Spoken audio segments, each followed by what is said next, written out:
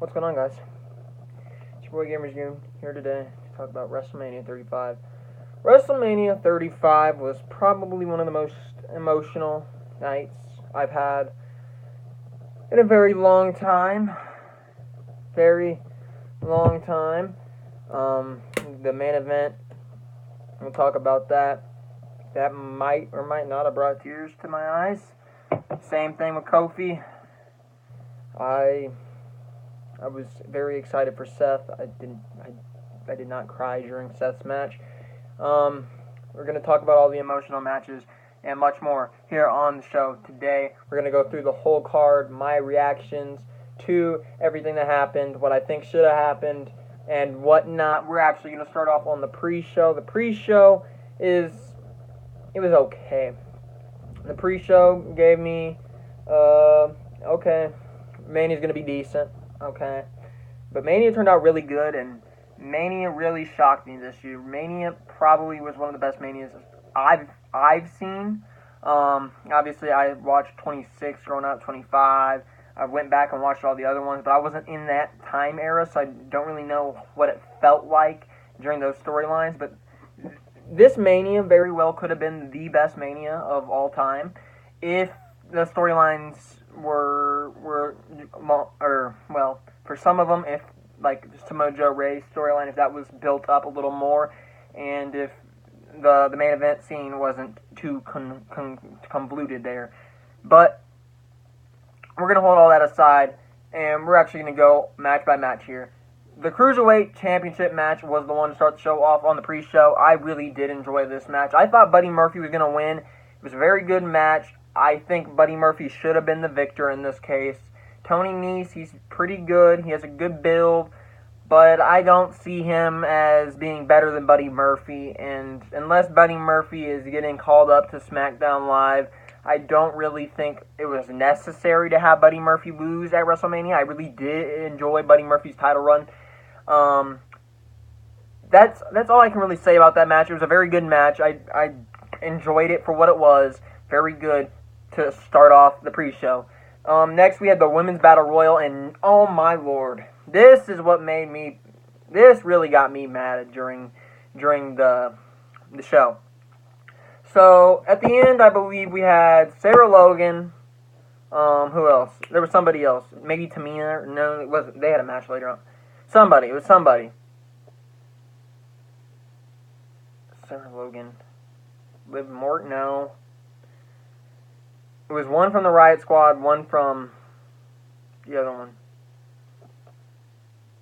Sonya Deville and Sarah Logan, along with Asuka. Those three were left in the ring. Sarah Logan eliminates both of them. Sarah Logan has won the match. Oh, wait. You forgot that Carmella, earlier on in the match, rolled onto the outside of the ring, played possum. Nobody knew she was outside the ring. Everybody thought Carmella was gone. Carmella ends up coming in, and she doesn't throw her over the ropes without her expecting it. No, she waits. She's dancing, waves hi to her. And Carmella and Sarah Logan end up trying to fight for who's going to win the match. Carmella ends up getting Sarah Logan eliminated. And I can't say that I'm not surprised with this outcome. I didn't think Sarah Logan was the right call. I was like, really? Sarah Logan just won? Sarah Logan, you didn't have Ruby Riott win. You didn't have Candice LeRae win. She was at the match. You didn't have Kairi Sane. Ember Moon returned. She didn't win. And yet to mention, we also had Asuka, and Asuka didn't win. Really? There's a lot of names in that match that I think should have won. Mandy Rose, maybe. But I did not want to see Carmella win that match. That is basically probably the biggest complaint on the pre-show. I'm not going to complain too much about the Raw Tag Team title match, as we're going to get into that one right now. The Revival ended up losing to Ryder and Hawkins. Ryder and Hawkins finally end Hawkins' 270-plus losing streak. Now he is 1 and 270-plus. I do not know how long that's going to last. Maybe the Revival will get it back on Monday. Tonight, obviously, Raw after Mania. But I am not sure if that's going to be the case. I don't know how long they actually are going to go with this Ryder Hawkins story, and if it's going to actually mean anything in the long run. So, the Revival, unfortunately, if it wasn't obvious already, they're basically a foot out the door. They're packing their bags. They're getting ready to go on to Jacksonville with Cody Rhodes and the Young Bucks over at AEW. I'm sorry to all you Revival fans. I'm a big fan of the Revival too, but the Revival will not be making any more noise in the WWE. I think this is their curtain call. I think the Revival, after this, are gonna dwindle away. They might get a rematch if they decide to let them, because we know the rematch clause hasn't actually been banished, even though it has for some people. They might give the rematch, but I don't see the Revival ever getting the tag team titles back, and I think the Revival basically signed their ticket straight on into AEW and Double or Nothing later on this year. Next, we have the Andre the Giant Memorial Battle Royal. What can I say? We had Andrade in it. We had Ali in it. We had EC3. I'm like, any one of those guys winning the match would be fine. All three of them got eliminated pretty quick. I was like, dang, EC3 in 5 seconds? Jeez. Andrade in 2 minutes? Jeez. Ali in 4 minutes? Jeez. And then, basically, Braun just went crazy, beat everybody. And the last two are Colin Jost and Michael Che come in the ring. Michael Che was wearing some idiotic amateur wrestling, the headgear. Didn't like that. But they didn't really take any big bumps. The biggest bump was Colin Jost got thrown out of the ring. I mean, that's basically it. I mean, they're not going to take a huge bump. I mean, they're not trained. They're not going to sit there and take one of Braun's power slams. They're just not.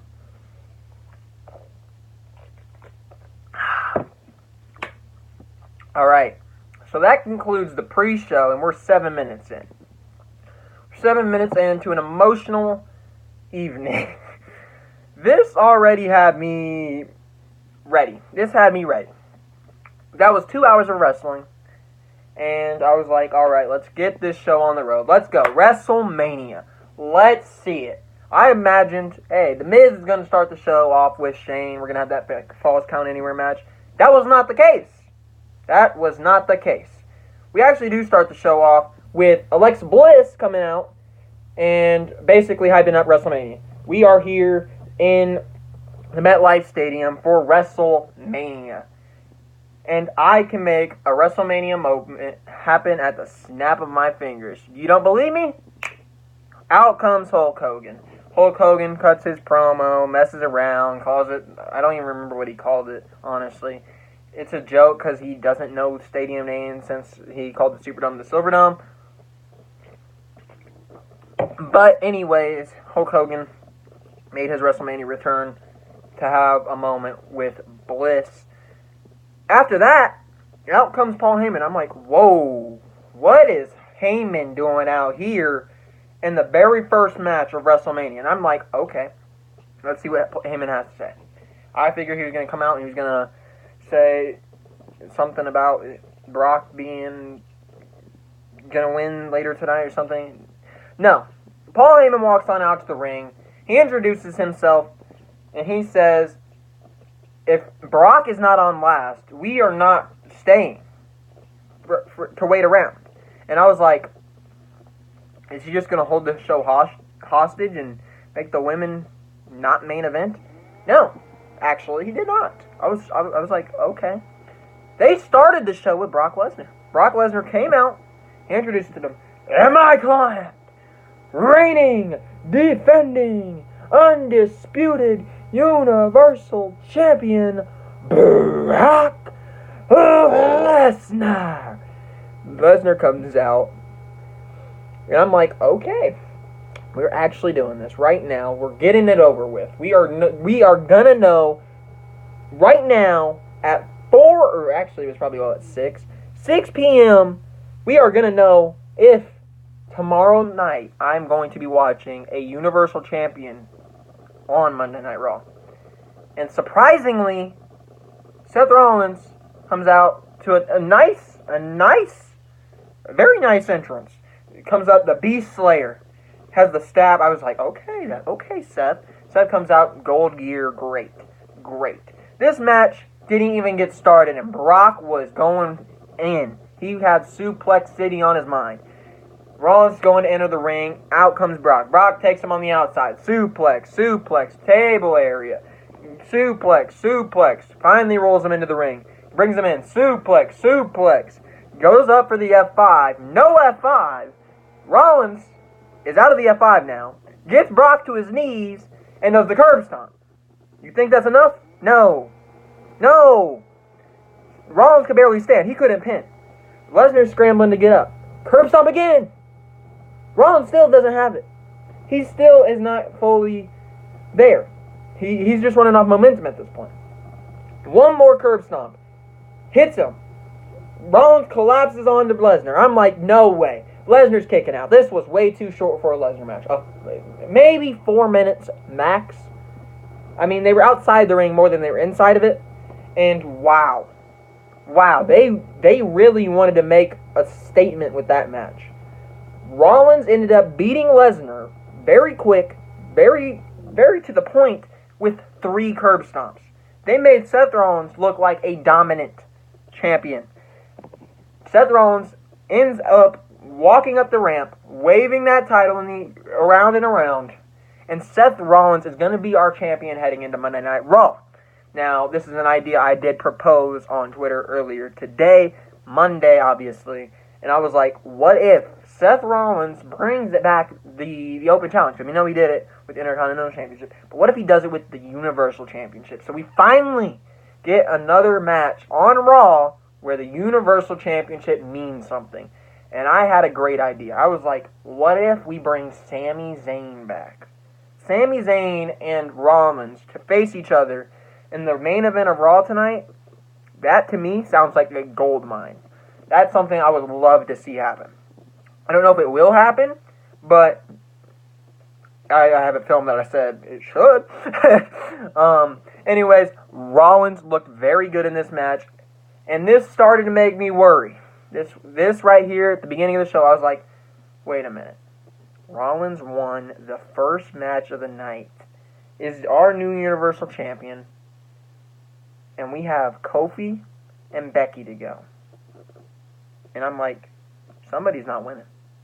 Talk about that later. But starting to place doubt. Vince starting to get that doubt going. Very good match there, though.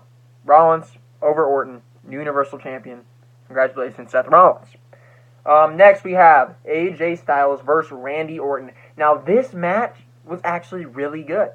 I was looking forward to this match. This was one of the matches that I said is probably going to steal the show. It wasn't the match that was the best match on the card, in my opinion. Obviously, I'm going to play favoritism to the main event and to the Shane match. Not for Shane, it was just a false count anymore, and it was a pretty good match. But AJ ended up beating Orton. The whole match was basically built off of Orton trying to get that RKO off of the Phenomenal Forearm, as we saw on Tuesday on SmackDown. He really couldn't ever hit that spot. He was close to getting it a couple times. AJ, very hesitant with jumping off the ropes. And AJ ends up hitting the Phenomenal Forearm and pinning Randy Orton. Very good match. Really good start to the show. We started it off with Rollins winning. I was like, yay. We started off with AJ and Orton having a really good match. I was like, okay, WrestleMania, start showing me something. This is what I'm liking. Then we get on to the Usos match, and I predicted Aleister and Ricochet to win, but I'm not mad that they lost. The Usos retained Rusev, Ricochet and Black, and The Bar. They did pin, I believe it was Nakamura, maybe. One of Rusev. It was a very good match. I did enjoy it. Now looking at it, although I did want Ricochet and Aleister to win because they're two of my favorites, I would have to say they made the right decision in the Usos winning. The Usos really didn't deserve to lose the title of any of those teams. Very good match. And I also do want to point out Ricochet and Aleister Black looked phenomenal on WrestleMania. But there is one outlier here that I do want to point out during this match that made kind of just irked me, and it was Aleister Black did not come out with his smoke at WrestleMania. That disappointed me a lot because they only played the smoke on the Titantron, and I was like, really? We couldn't afford smoke for Aleister Black. NXT can afford smoke. Come on, man. Woo! Alright. So, the SmackDown Tag Team Championships were retained by the Usos, as we just talked about. Next, we have probably, if I'm not showing favoritism, probably the match of the night. I'm not gonna say it is. But for a lot of people, this was probably the match of the night. Shane McMahon and The Miz. Now, this was a very good Falls Count Anywhere match. The match built off of Greg McZanin. So, in this match, we have Shane basically just trying to degrade Miz. He's just trying to embarrass The Miz in front of his father. He finally gets involved with with The Miz's father. Miz's father comes in the ring, squaring up. He starts beating up on George McZanin. Miz, he sees this from the outside because he's already on the outside beating up through a table. I believe he was through a table. Don't quote me. He might have been thrown over the table, but he was somewhere over in that area. Anyways, that was just a notification that popped up. Anyways, after that, Miz comes into the ring. He's fired up. Miz is ready to wreak havoc. He just beat up his father. He is ready to show Shane hell. He is ready to have Shane destroyed. And he did a very good job at it. The Miz takes him into the crowd. They have a bunch of spots. There was this one spot in the crowd where Miz, I believe he either pushed or drop kicked or something. I don't remember what he did, but there was a ledge. And Shane fell off the ledge onto a golf cart and bounced off the golf cart and hit the concrete. And that to me looked like it had to be the most painful spot of the entire evening. I was like, holy cow, that looked like that had to hurt. Shane kept going. They ended up fighting all their way over to the producer area and where the cameraman was, sitting up on the, I guess it's like I don't even know what it's called, the scaffolding. Puts him through the scaffolding twice, climbs up the scaffolding, and they fight up top there. Miz hits a suplex off the top of the scaffolding into what I thought at the time was just a wooden, I thought it was like a bunch of tables lined up. No, it was padded, thank God. That would have been horrible. But the Miz was on the bottom. The Miz was on the bottom and Shane's arms were on top. Neither man moved. And Shane won. Shane won because the Miz took him to hell. The Miz showed that Shane, that he's willing to do anything to get the point across that Shane messed with the wrong guy. That was probably one of the best matches on the card, for me at least. I know a lot of people were saying it was the best match, but I really did enjoy that match. That's a match that I wouldn't be surprised if we look back at it and say that really did WrestleMania 35 some justice. That's going to be a match that we talk about preceding WrestleMania. Next, this is where things start to get a little weary. So we have the Boston Connection, Sasha and Bayley, versus Nia and Tamina, versus Beth and Natty, versus the Iconics. Now, in this match, I was thinking, well, Nia and Tamina, they're not really going to win. Beth, Natty, there's no way they're going to put it on Beth. She's not going to stay around for long. I was like, the Iconics, I don't really think it's their time yet. Was I mistaken? Sasha and Bayley got beat by the Iconics for the SmackDown Live Women's... Well, I mean, it's not the SmackDown Live Women's Tag Team Championships. It is the Women's Tag Team Champions. It's only won by a SmackDown team. But wow. What do these titles mean at this point? Sasha and Bayley barely held on to them. They didn't even retain them at Mania. And we're giving them to the Iconics way too soon. what has Sasha and Bayley done with those titles right now? Please, somebody explain what they've done that qualifies that as a good reign. I'm sorry, I love both Sasha and Bayley. I do. But their reign was way too short for my liking. I really wanted to see them hold it for at least another 2 or 3 months. At least build up the Iconics a little more before they take them off. But they did end up winning at WrestleMania. That was probably the worst match on the card, which isn't a bad thing because I didn't even think this match was that bad. It was pretty well executed. I think it was probably somewhere in the middle, but I mean, not the middle of like the rest of this card was better than that, but it was like an okay match. Not much you can say about that. And then we had a segment with Elias. Elias was performing with Elias. Elias had himself on the piano. He had himself on the drums. He had himself in the ring with the guitar, playing a big performance. He's hyping up his big performance. He's ready. He's in the ring. He strums the guitar. But out of nowhere, we start seeing this video package of Babe Ruth. And I'm like, what the frick is Babe Ruth on my television for? And then, out of all people, I see John Cena walk down in a Yankees outfit to Thugonomics. I'm like, so you think you're unstoppable? Word life. It's a basic Thugonomics. Word life. I was getting into it. Cena came down to the ring. Cena was baking Elias. He was basically just everything Elias ever said, he went against it. I forget the one thing he said about what WWE stood for. It was like, I don't even remember. Walk without Elias or something. I don't know. Something corny. But then he had this one line where he's like, the crazy thing is if you look at my jockstrap or whatever, the thing with you is you have a hairy, your face is a hairier bush or something. It was so dumb. It was stupid. But it was a very good moment. I really did enjoy it. Cena, welcome back, Doctor of Thugonomics. He probably won't stay back for too much longer. He did hit a heel line, though. He was like, you got John Cena in the ring turning heel. Cena, I love Cena when he's on the mic, especially when he's trying to be the Doctor of Thugonomics. Very good. Very good segment.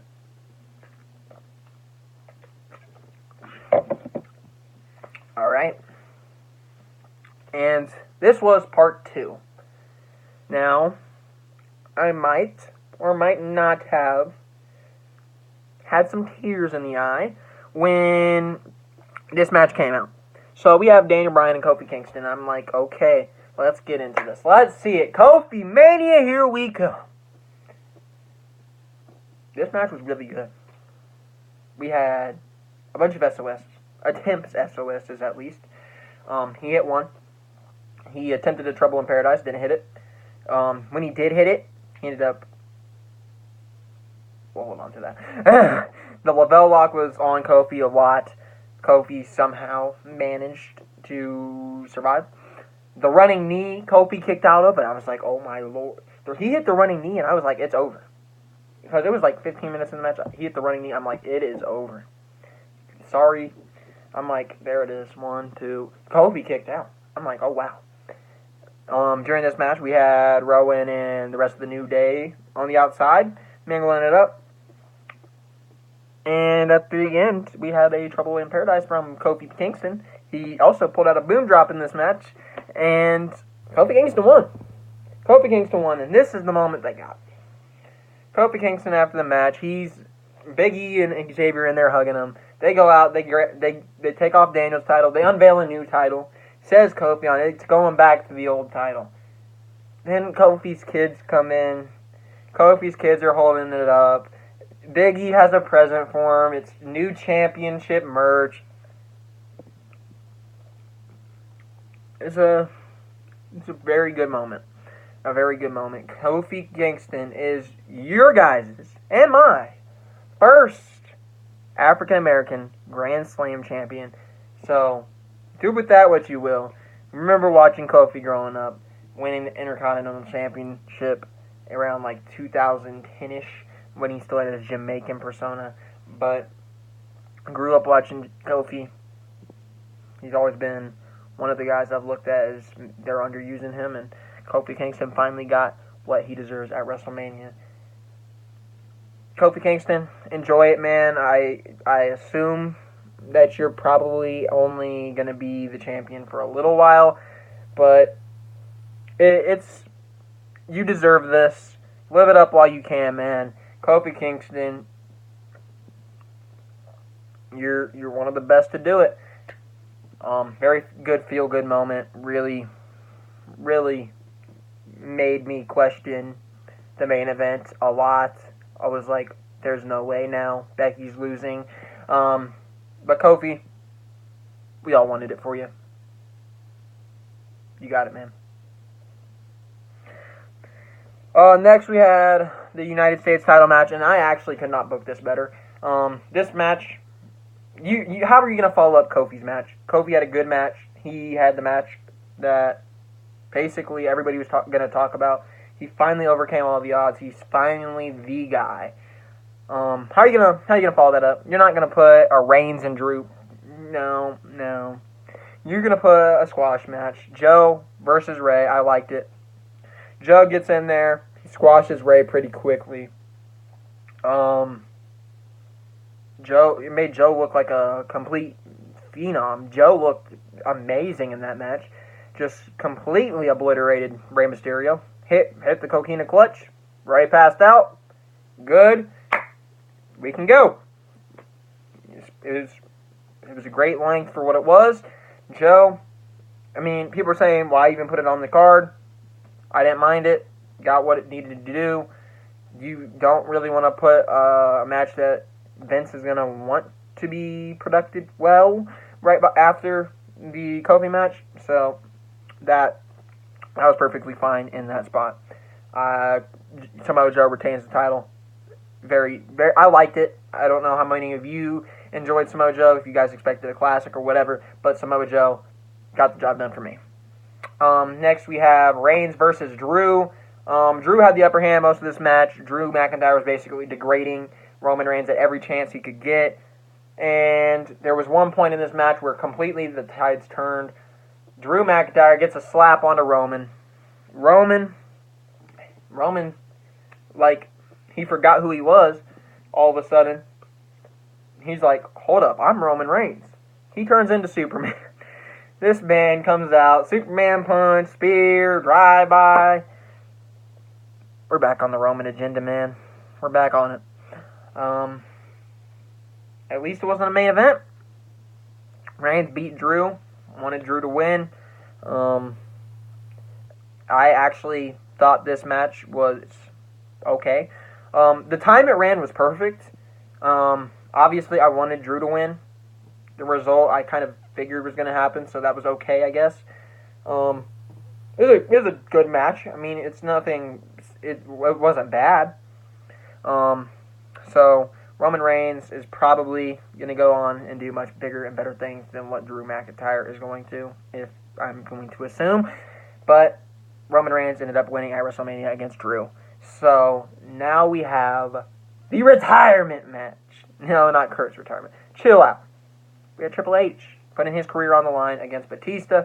This was a very well-produced match. I don't know who produced it, but they did a phenomenal job. This match reminded me a lot of 2010. Triple H here defeated Dave Batista. Hard-hitting, old-fashioned match. Really did enjoy it. At points in this match, since it was a no-holds-bar, we'd see some risque things. We saw the nose piercing of Dave Batista pulled out with pliers from Triple H. Very good spot. A lot of people on Twitter were saying it was cringe. I enjoyed it. It was a good touch to the match. Saw the fingers being smashed of Dave.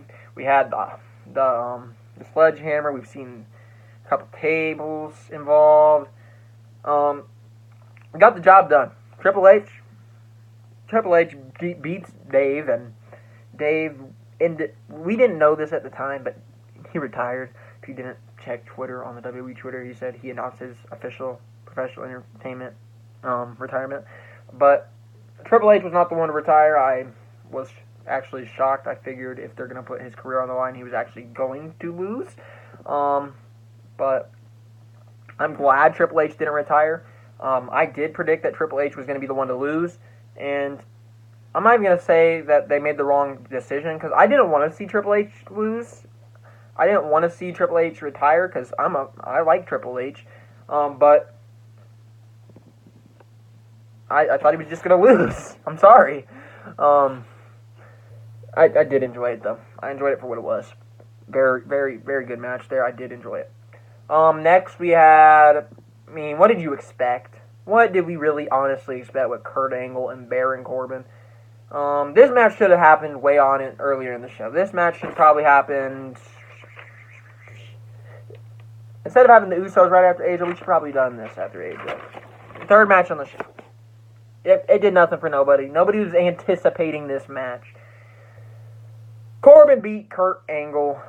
Very small match. The match did nothing for nobody. Very underwhelming. Looks horrible on Kurt. Worse than the women's match. The tag match. The women's tag match. This match probably could have been on the pre-show, honestly. Felt bad for Kurt. Kurt is instead of going out on top, he's going out losing to Baron Corbin, and after the match, he was like, I just want to hear it one more time. Chant, you suck. Kurt, if you actually did lose to Corbin and gave Corbin a run, I think you actually do suck. I don't know what to say about it. Baron Corbin won. Kurt did not. I wanted to see something more than that, and we got that with the third to last match of the card, and it should have been the third to first match of the card. What can I say? Then we had the Intercontinental title match. We had Finn Balor facing Bobby Lashley. This was a very quick squash match. We had Demon Finn Balor return against Demon Lashley, I guess. He was wearing green eyes. Lashley looked awful. Leo Rush was there. He was annoying as always. This match went for 4 minutes. Quick, to the point. Got Finn Balor's victory. Hit the coup de grace. We have a new Intercontinental Champion. And at this point, it's already 11 o'clock, and I'm just like, alright, let's hurry it up.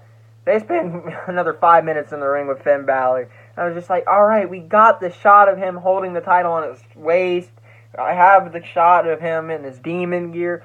Let's get on to the main event. Let's get on to my girl, Becky Lynch, hopefully becoming the Raw and SmackDown Live women's champion. Now, in this match, we're actually gonna talk about entrances a lot more. But before we talk about that, I want to point out at this point in time, I'm thinking Kofi won, Seth won, Joe won, the Usos won, AJ won. The only thing that really didn't happen that we wanted to happen was The Miz beating Shane. And the Sasha over Iconics thing, but really, most of the card was meant for the fans at this point. I was like, Vince is not gonna do it. Vince is not that nice. Vince is not the kind of guy to give me everything I could have ever asked for on April 7th of 2019. It's not Christmas. It's not any special holiday. But your boy Vince decided to actually give us quite the show in the main event. Now, you can see I'm probably typing, as you can hopefully understand that that's what I'm doing.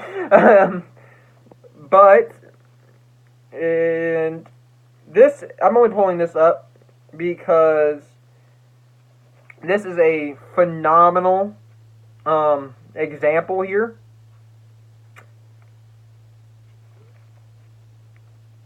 But look at that. Look at that. And then, look at that. Charlotte Flair came in to WrestleMania riding on a helicopter. She flew over the stadium. looking down on her peers, and she's like, I'm winning WrestleMania. WrestleMania is my moment to shine. And I'm like, dang. They pulled out all the stops. Charlotte's winning. They roll out a red carpet once it lands on the outside. She's outside MetLife. And I'm like, Charlotte is going to win this. She just flew in on a helicopter. She just had a red carpet rolled out. She just had amazing gear. And then, she doesn't even enter yet. We have Ronda. They showed that before they Ronda's entrance. Then Ronda entrance, and then Charlotte. But Ronda came in. She had a whole band playing her Bad Reputation song. And I'm like, this isn't starting to feel right. I'm not liking the vibes here. I'm like, Becky's coming out next. Charlotte's coming out last, right? I'm like, who's playing for Becky? Nobody played for Becky, if you guys wanted to know. But Ronda comes out, completely ready, looked very intense, ready for the match. Then comes Charlotte. I'm like, oh wow, Becky's last. Okay. Charlotte came down. What can you say? She's the queen. Obviously, she's going to get a royal entrance. Very great entrance for Charlotte Flair. Got a lot of fireworks. Kind of worried me. Then we had Becky Lynch come down. Just her normal entrance. Not much different. Different makeup, different attire, same entrance. No bells and whistles to her entrance, and I was like, you gotta be kidding me. Ronda or Charlotte are just gonna win this match, and this is about to make everybody in the YWC completely angry. Now, I'm not actually sure about the runtime on this match. It was probably close to 13 to 14 minutes. I'll actually check right now before I marry myself to my words. But wow, that went by quick. Jeez, that was a 21-minute match. Woo! Woo! That was a 21-minute match. Yeah. So Charlotte came in looking like a complete queen. Ronda had a band, looked like a complete, you already know. Ronnie looked very intense, as I said. And this match actually did a lot of points in this match that could be talked about. There was a moonsault. I'm going to spare you all the details. You guys probably seen the match. If not, you guys can watch the highlights. But at the end of this match, we have a very weird sequence where Ronda Rousey is going for her finisher. She is ready to end Becky Lynch. Becky Lynch is the one being pinned here. She hits it. It's over. She's pinning Becky Lynch. 1, 2, 3. And I was like, what just happened? Ronda won. Wait a minute. What I did not realize at the time was actually Becky rolled up Ronda. Her arms were over Ronda's. Becky was not on the ground. But there's a loophole. There's always a loophole. So Becky won because I was like, no, Ronda won. And then I hear Becky Lynch. I'm like, how? And then I watched it back again and I was like, okay, it makes sense. She pinned her. I didn't see it the first time. But if you watch it back, and I didn't catch on to this until I read it on Twitter later, and I'm hearing a lot of things about, was that a botched finish? I was like, what? Botched finished, huh? Then I was like, I'm seeing some things out. No, this is just to set up another story. And I watched it back, and Ronda's arm comes up with a second into the count. It was 1, up, 2, 3. I don't know if that's going to play into any storylines, and I beg Vince not to let it... Vince, you've been so kind this week. I pray that you please allow Becky to be a double champion. Do not strip her of the title. Vince, don't do it. If you do, you're gonna have a lot to explain, Vince, and you're not gonna like it. Anyways, Vince, you better not think of that. But hopefully it was just a botch. Hopefully we won't talk about it, and hopefully we all realize that at the end of the night, Becky Lynch won. Becky Lynch finally got she was probably the best performer of the year so far, at least. And she finally got what she deserved. This was one scene. These were all the scenes from the match, actually, if you guys care. But this was the go-home scene. What a scene.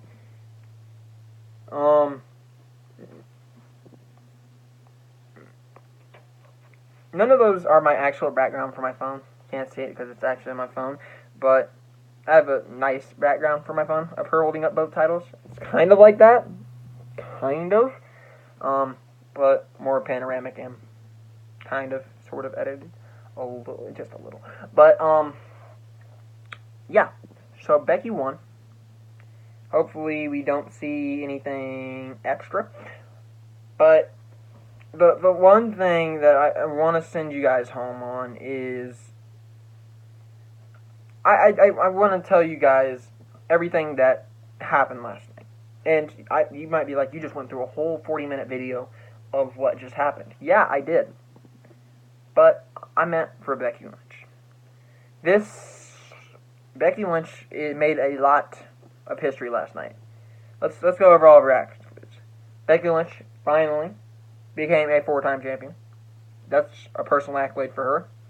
She is the only woman in WWE history to ever have 2 championships in one night, to win both of them in the same night.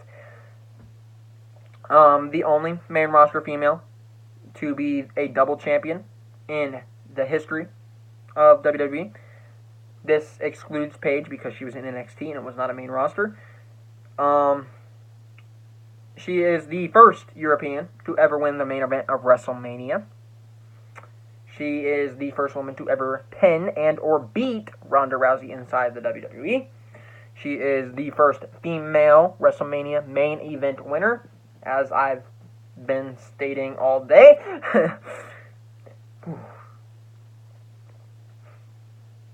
You deserve it. And next she is the first WWE superstar to ever go from being in the pre-show to winning the main event of WrestleMania in the next year. Now, that is it for all the notes. As you can tell, very, very good show.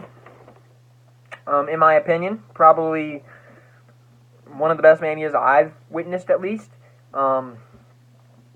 We're going to go over the results real quick one more time. We had Tony Nese win. We had Mello win the Women's Battle Royal. We had Ryder and Hawkins win. We had Braun Strowman win.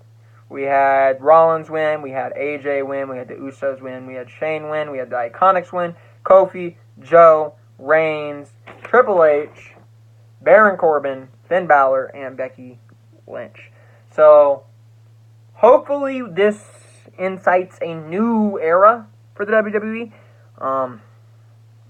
As you know, I'm a big fan of a lot of the decisions they made. Rollins, can't wait to see what he does with the Universal title. Really am going to look forward to that. Someone with Joe, same thing. Really want to see what he can do with the United States title, even though he has had it for a little bit. Kofi Kingston, same thing. I'm happy, proud. I don't know what to say to show you guys my emotions. My heart's been beating at 100 miles an hour since last night. And it's basically a whole day past. And I'm still thinking, Kofi won, Becky won. I'm so happy for Kofi, Becky, Rollins, everybody that needed to win won. Like I said, Balor, big fan of him. Becky, huge fan also. Really got the heart pumping. Ever since last night, there's been a smile on my face. The only time that there hasn't been a smile on my face is when I just talked to Vince right there at like the 37-minute mark. And that was a joke. It's been great. WrestleMania completely changed my mood for the entire week. This show really, really stood out to me. It really made me, at moments, it had me cry tears of joy. At moments, at like 2 moments, I was like, what are you guys doing? Which is less than usual. In moments, I was like, oh wow, that's a very good match. AJ, Miz, all those matches. Then you had some nostalgia sprinkled in there with Triple H and Batista. So, obviously, I'm going to say this Mania was a very big success. Triple H, Vince, Kevin Dunn, anybody who is a producer backstage, give yourselves a nice round of applause. This Mania was probably the most emotionally...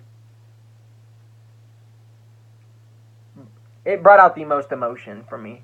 Obviously, at WrestleMania 33, I might have cried for Undertaker possibly retiring. That didn't happen. But this Mania, this is the only time the last time that I remember actually being crying because of a scenario that popped out in the WWE was The Undertaker, as I said. But before that, it was not Daniel Bryan's moment of winning. I always do love that moment, WrestleMania 30. But the moment when he retired was the one that got me. So that's what I figured H would be last night. But last night made history for me too. Not just Becky, not for Kofi. It made history for me too. It made history as the only show, at least that I can remember, that's got me in tears twice in one night. And it was on the verge of getting me 3 times if Triple H would have got his career ended. Rollins, I'm sorry. I was happy for you. I was proud of you. You're one of my guys. But I wasn't as emotionally invested in those matches. In your match, at least, because, well, I kind of went into it with the mindset, you're the one losing. But, anyways, I'm super ecstatic to see that Kofi, Becky, Rollins, all the people that needed to win, won outside of The Miz. I mean, The Miz will probably be fine. The Miz is perfectly fine as it is right now. But WrestleMania really delivered this year. WrestleMania is probably going to be the highlight of my 2019 so far, outside of meeting wrestlers. Can't really say that it wouldn't be a highlight to meet guys like Kenny Omega, but definitely one of the best moments of the year. And in my opinion, this is the most excited and happy I've been in a very long time. Especially with the whole Becky situation and the whole Kofi situation. I don't think that I can remember a time where I've been so anxious and happy to see professional wrestling. Hopefully we find a good direction and we go to it for the rest of the year, heading on into the Fox deal. I'm going to let you guys get out of here. Thank you guys for watching this almost 50-minute video. This might be the longest review on my channel. I'm not sure. I expected it to be. It's very a long show. But thank you guys for watching. Make sure you guys go follow the Twitter. Make sure you see my live tweets from last night. My initial reactions. My late night profession of love for Becky Lynch. My Triple H is gonna retire tonight, and I can't be more sad tweet. The Seth Rollins ecstatic tweet. The Kofi Kingston, I'm preparing this for you. I'm preparing the you deserve it tweet. There's a lot of things you guys got to go see over there. Obviously, make sure you guys go follow over there at GamersGoonYT, and then on Instagram at TheGamersGoonYT. Put content over there too. It's been a long time since I touched the Instagram. Don't really get as much support as I do on Twitter on there. Got over 1,500 on Twitter. About 100 on Instagram. As you guys can tell, there's a big difference. But either way, just trying to make it in this YouTube wrestling community. Make sure you guys stay tuned for tomorrow's video on Monday Night Raw and Wednesdays on SmackDown. As you can tell, my voice is starting to get a little stressed. Anyways, I hope you guys liked WrestleMania as much as I did. I've been waiting to get all this off my chest because I've needed to tell somebody my reactions. And it feels a little better now, but I'm still going to be on that emotional high, at least for the rest of today. I might still be on it tomorrow. I don't know. But as of right now, nobody can take me off my high horse. Thank you guys for watching. Make sure you guys like and subscribe over here. Make sure you guys leave a comment down below. Make sure you guys stick with me. See you guys next time. It's your boy Gamers Good. I'm out, boys.